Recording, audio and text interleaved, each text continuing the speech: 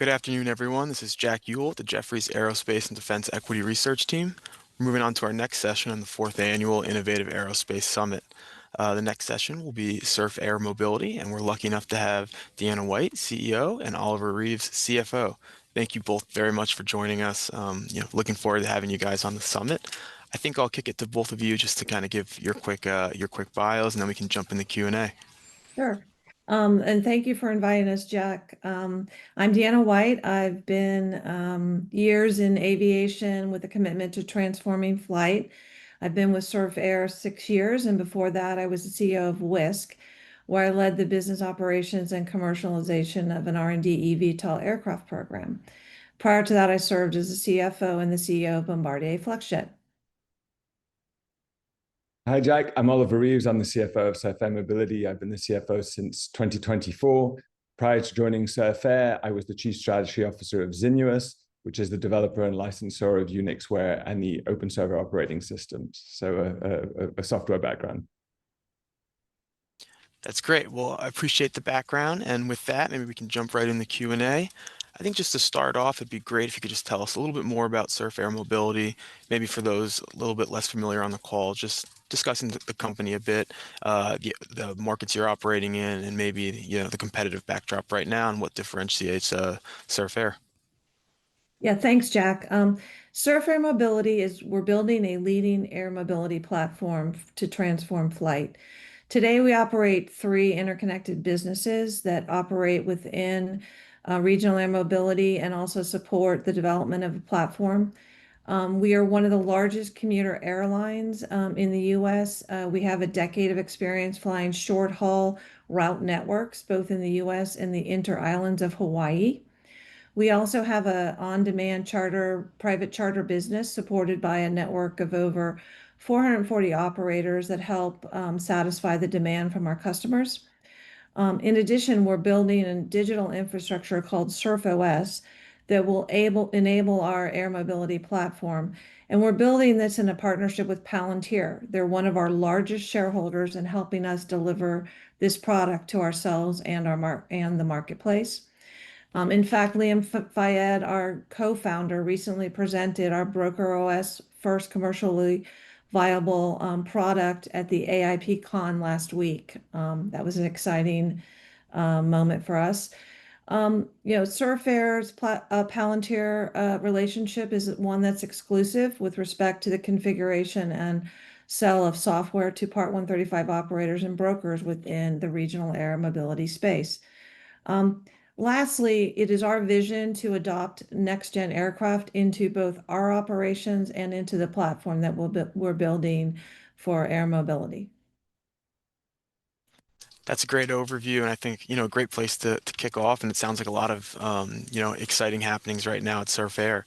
Maybe just to frame the market a bit, we've heard varying estimates for the size of the overall air mobility market from the hundreds of billions to trillions. It'd be great to hear how you think about your TAM for the Surf Air Mobility product. Yeah.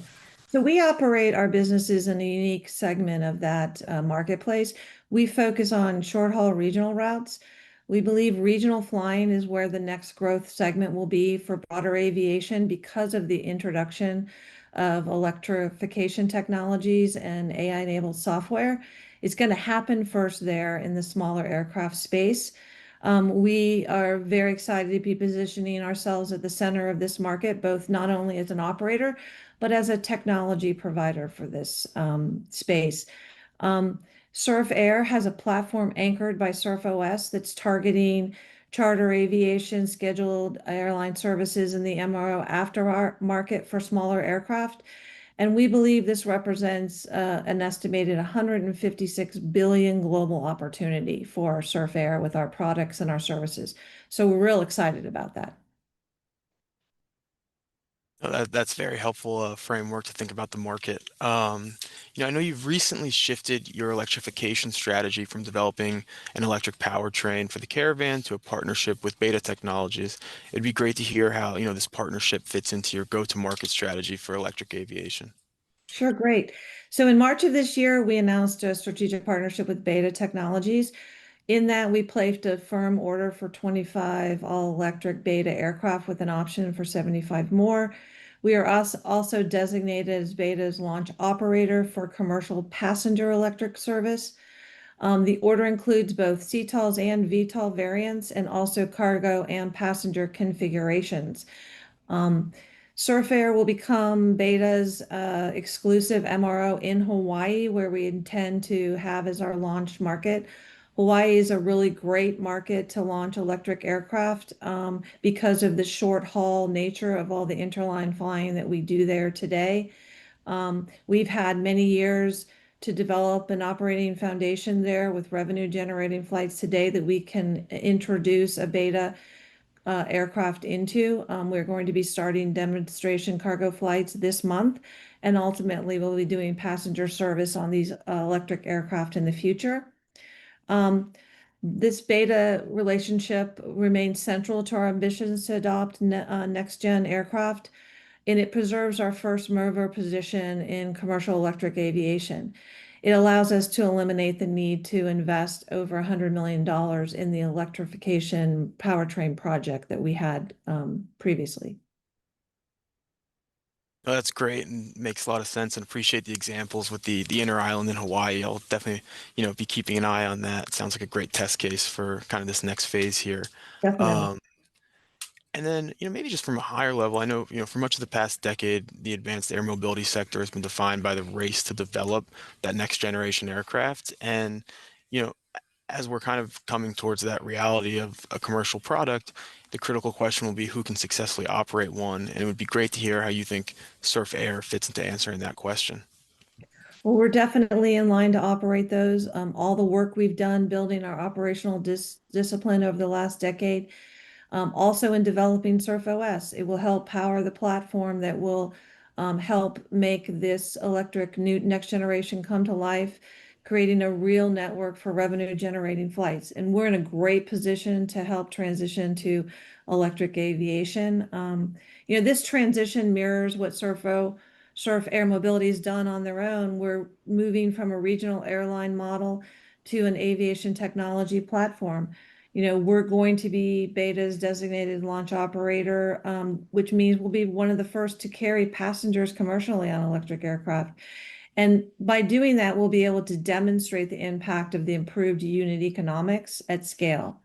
So with electric aircraft, there's a sustainability benefit, but there's also an economics benefit. 30% lower operating costs through fuel and maintenance is a great benefit to an operator.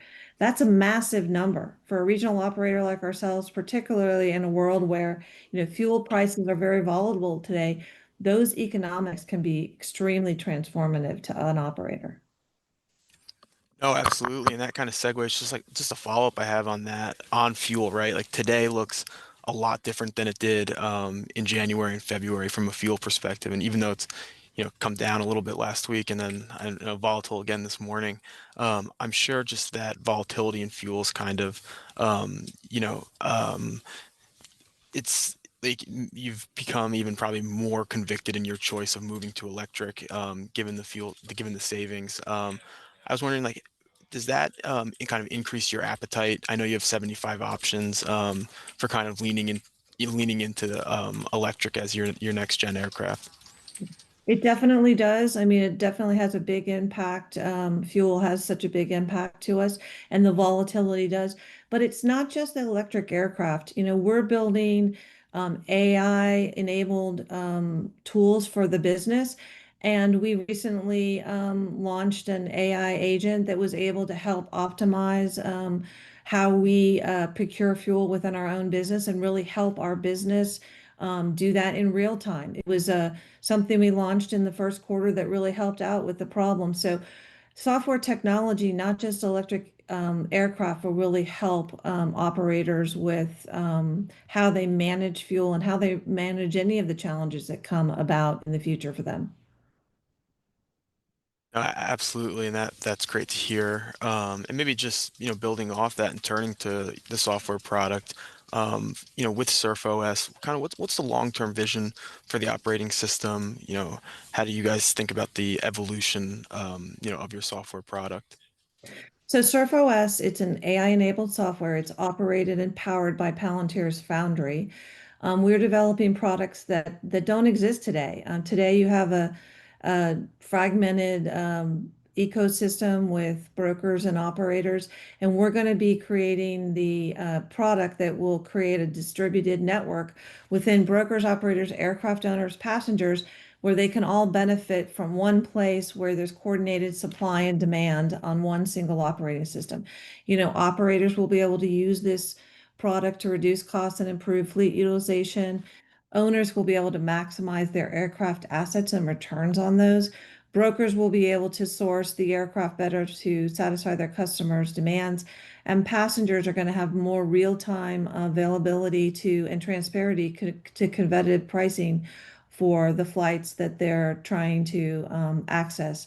None of this is possible today. Like I said, it's a very fragmented ecosystem where all of these players operate with incomplete information. And so SurfOS and the digital platform that we're building is going to bring all that information together.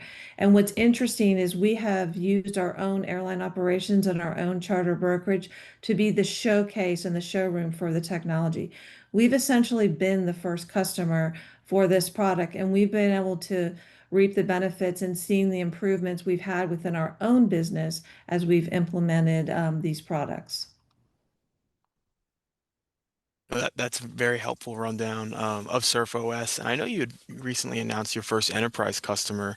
It'd be great to kind of hear the feedback there, what some of the kind of the tangible benefits they've called out, and maybe what you think, you walk through the full kind of suite of product options that it allows. What do you think will be some of the stickiest with customers? Well, Jack, that first enterprise customer is the best customer because it's us. And I think what we said was we were our first enterprise customer. And the reason is what Deanna said, right? Everything that we do with SurfOS is tested internally. It's tested in our airline operations. It's tested on our on-demand charter business. And that allows us to really think through all of those pain points that we feel that the industry is experiencing, such as fuel that Deanna just mentioned. And so that's very important to us. But really, to come back to the tangible benefits question, I think that when we look at in April, we were able to announce an improvement of about 40% in our annual adjusted EBITDA targets. And we were able to do that while maintaining our growth targets of 20 to 30% growth, which I think is something that is quite exceptional in terms of, thinking about the cost side and the revenue side and how those interact. And that is principally driven by the impact that SurfOS is having on our operations. And I think the best way to sort of illustrate that is to compare the previous guidance with the new guidance and walk you through step by step what that looks like. So on the revenue side, our on-demand private charter will be the largest contributor to our growth in fiscal year 2026. And that is a mixture of both a shift in mix to larger bodied aircraft, but also what you're starting to see is that powered by on-demand business coming to life, which is essentially our ability to take our BrokerOS product, give it to independent third-party brokers, and have them operate on our platform without the commensurate increase in fixed costs. So we're very pleased and very excited about that part of the business. When you double-click on that, right, and you start looking at numbers, what you're seeing is if you compare Q1 2026 to Q1 2025, our top brokers using BrokerOS are closing 32% more bookings.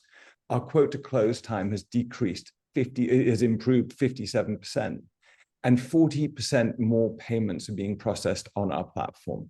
So that's just to give you a little bit of a numbers feel for the impact that that's having. But there's also impact on the cost side. And on the cost side, what we're seeing is a continued reduction in cost. We think that there's going to be about 6% for the airline and 15% from on-demand. Taking a step back, we're also benefiting from one other trend, and that is AI-enabled development. When we looked at our initial budgets, and Deanna and I spent some time on this, we thought that it was going to be more expensive to develop modules and they would take longer to bring to market. And what we're seeing is, with all of the resources that we have and the speed at which they're transforming, we are benefiting from that on the cost side. So we're bringing more modules and we're bringing them at a lesser cost. And so that's costing us less, which is also giving us a benefit in terms of financials. Taking a step back, what you're seeing now is that SurfOS is starting to impact our financials. And what we think is as we automate more workflows, these benefits will continue to accrue, but they'll also start compounding. And I think that this is reflective of the type of benefits that we can bring to our customers as well. Thank you all. That was a great rundown. And you've highlighted some very measurable operational improvements from Surf OS just there for Surf Air. And how scalable are those benefits as you expand to third-party operators, do you think? I think they're very scalable, and it comes back to the DNA of the product. I think Deanna mentioned it. I've just mentioned it as well. But we're unlike a lot of pure play software providers, right? We live these operations every single day. Every piece of software that we bring to market is something that has helped cure a pain point for us. And we believe that as we are one of the largest commuter airlines in the US, that we are reflective of the problems in the industry. You mentioned fuel being a big one, right? So our ability to address these problems are real problems that our customers are experiencing. I think we operate with 440 operators. We speak to them every day. We have a really good understanding and a great expertise in this part of the market, and we're translating that expertise into software. And so what you're seeing for us is going to be further magnified for these smaller operators that have even more volatile issues than we do, where the cost of fuel is more impactful. And so the type of benefits that we're going to bring them are going to be even more impactful than they are to ourselves. I also suggested that, we're at the beginning of the benefits that Surf OS are going to bring. They are scalable, but they also compound, because as you bring more supply and demand onto our platform, what you're going to see is the pie grow. And as the pie grows, you leverage fixed cost, you start seeing even more benefits. And I think you're going to see some really transformative unique economics emerge from the type of benefits with the software that we can bring. Oh, that's great and very encouraging from a third party perspective. And maybe to close it out just on Surf OS, it'd be great to hear a little bit more about the commercial strategy, going to market, and what the revenue model looks like longer term. Sure. So we feel that we've got another advantage over pure play software providers in that we operate with 440 operators on a daily basis through our on-demand private charter business. And that puts us, we feel that we have our finger on the pulse, because you operate with that many operators, you're really hearing all of the problems that they have and things of that nature. The other side of that is they're also a great distribution channel. So when you're able to solve their problems and you're going to put that software package together, they are a natural distribution channel for you to sell. And so we feel that is very important. But going back to your question, we have 3 products that we're bringing to market this year: Broker OS, Operator OS, and our enterprise level software. So Broker OS has been commercially live since 2025. And it is already generating revenue via take rate from on-demand charter sales. And it will continue to do so as we grow that business. For 2026, our target is 100 independent brokers, and we want them onboarded by year end. We've got about, I think, keep me honest, Deanna, 29 right now. 30, yeah. Yeah. And so we're looking forward to meeting that objective. On the operator side of the business, we're going to launch Operator OS, and that's going to target small to mid-sized Part 135 operators, and that will have a modular subscription attached, which will vary depending on the size of the operator. But it's also going to be incremented by ancillary services that we are going to continue to sell to those operators. And as we look to the future, those are areas where we're going to be looking to add a lot more in terms of ancillary upsell potential. The company currently has 17 LOIs. It's generated those from the 440 operators that it currently has. And our ambition is to have 5 of those onboarded by the end of the year, an additional 10 LOIs by the end of the year. The Surf OS enterprise solution side is something that is slightly different, because that is really where we're working with Palantir's forward deployment engineering team to go and sell directly to large operators, charter brokerages, and aircraft manufacturers.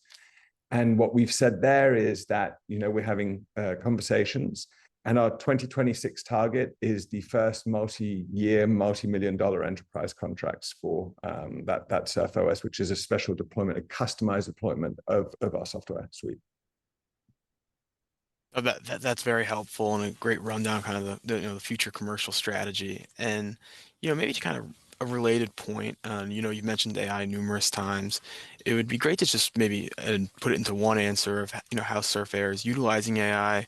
Where are you seeing the benefits today, whether it's across revenue management, maybe more of the cost structure, customer service. Would love to hear some of the kind of, tangible benefits that you're seeing today. Sure, Jack.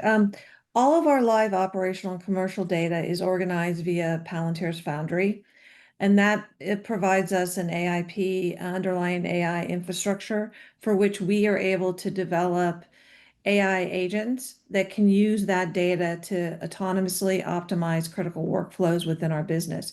So when I'm talking about critical workflows, we're talking about things like dynamic pricing of our products, crew planning, crew scheduling, aircraft sourcing for our charter side of the business, AOG maintenance recovery for our operational side of the business. So AI agents and fuel, like I mentioned before, that can help optimize all of those types of critical workflows, and where we can see benefits from that optimization within our P&L.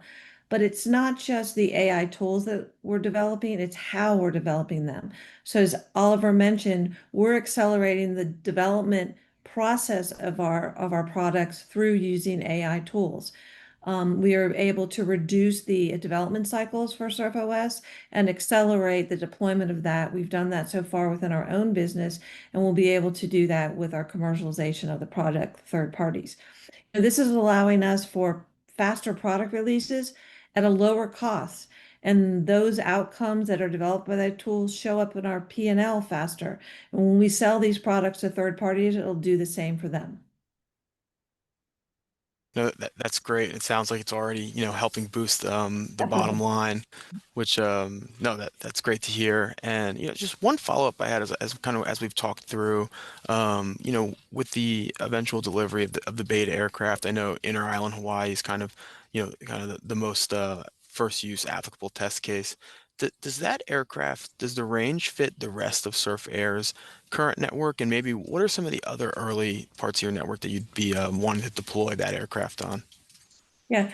So the beta aircraft order is amazing for us. It provides us a lot of flexibility to use in our business, not only in the networks we operate today, but some of the ones we plan to target in the future. And also, it can be a model for our charter business. That order allows us to satisfy those aircraft deliveries within our own network or within our platform. So we could actually sell one of those aircraft to a third-party operator or to an individual where we manage the aircraft for them. And we can do it both in either a cargo or a passenger configuration. Um, all of our flights we do today are satisfied by the range length of a beta aircraft. We do the small short haul network flying. And so it's a perfect aircraft for our company and the various missions that we do. We do scheduled service. We can do that in. We can do a charter of that, and we also have today we do cargo, and we intend to do more of it in the future using these aircraft. They're amazing aircraft. We're real excited to benefit from the economics of them. It's not only the fuel benefit, it's the maintenance benefit. These aircraft can a Caravan, which is mostly the fleet we operate today, 24 times a year has scheduled maintenance where you have to take it down out of service for a couple days to actually maintain the aircraft and regular inspections. With a beta aircraft, it's two. So you can imagine how many more revenue generating flights you can conduct in a year using a beta aircraft and the new technology. And these aircraft are amazing. They're going to improve the safety too of the industry. I always like to say today, when you back up in your car, who turns and looks over their shoulder? You look forward at the screen. All of these new next gen aircraft are built with sensors and technology that will improve the safety. And all of that data that will be coming off on all these aircraft will be able to be digested via our platform and our SurfOS product, which will be able to federate that data and summarize it for decision making and the use of AI agents to optimize with. So real excited about the beta partnership and everything that the next gen aircraft will bring to our business and the industry. No, that's a really insightful answer, and I think the maintenance piece, especially 2 times versus 24, I mean, super topical today. Just given that the maintenance turnaround times for some of the larger commercial aircraft have become really extended post-COVID, due to a variety of reasons. So that's very interesting, and also just the flexibility of the order book, whether you operate it, you sell it, you manage it, or you can put it in the actual end use, whether through scheduled charter cargo. Seems like a really great order, a lot of flexibility. So I appreciate the answer to that follow-up. And I know we're kind of approaching time here, so I would love to give it back to you guys to just you know what are maybe the key 2 to 3 takeaways you want investors to walk away with today, and looking forward, what are you most excited about for Surf Air? So, I'm real excited about what's happening in aviation. The conversions of software and electric aircraft is this big opportunity which Surf Air Mobility has positioned themselves to be at the center of. We'll manage operations and the ecosystem on our platform, and next gen aircraft will be able to lower the cost per seat, making it economically viable to do all this at scale more than we ever have before. The combination of electrification and the digital transformation it's going to prove to be one of the most important trends in aviation right now that's shaping the future. And it's going to happen first with small aircraft and short haul flights. It's not going to happen with a 737, right? It's going to happen. The transformations that are happening are going to first happen in the playground which we operate in. And that's real exciting for SurfOS because we are perfectly positioned to take advantage of that trend and then opportunity and to be at the forefront of transforming flight. So we're real excited about that. And all the opportunities that are coming to fruition with our company and all the work we've done to build the operational discipline, to build the network that can now be electrified with all the new next gen aircraft, and to build the software tools that will also enable the ecosystem and the platform that we're building. That's great. I think a great way to close, and we really appreciate you both supporting the summit and getting to hear from Surf Air. We're excited, like you said. This isn't a drop-in technology for these larger 737s or wide bodies, so we're going to see it first in your neck of the woods. So we're excited to watch, and thank you again for supporting the summit. Thanks, Jack. Very much, Jeff.